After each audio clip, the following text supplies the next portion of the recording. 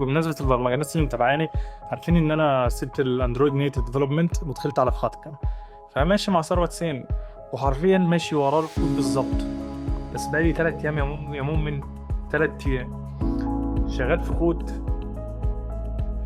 البرنامج ما يجيبليش ايرور ولا يجيب له وورنينج، كل حاجة 100%.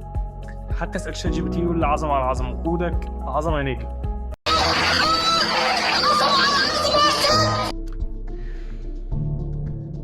بس الابلكيشن ساكت، يعني مش بينطق، الشاشه تيجي سودا تيجي بلورد كده، مش الابلكيشن ما بيفتحش. هعمل ايه يا وليه، هعمل ايه؟ اخر ما زهقت قلت ما افتح اندرويد ستوديو. افتح اندرويد ستوديو يا مؤمن، ادوس رن، الابلكيشن نطق اتكلم شغال 100%.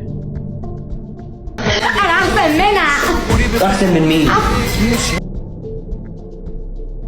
3 ايام يا اخي، صبح وليل اندرويد ستوديو، بي اس كود بي اس كود.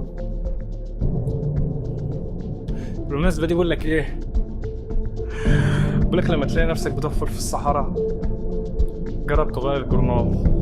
مش فاهم معنى الكلام بس الحكمة عجبتني.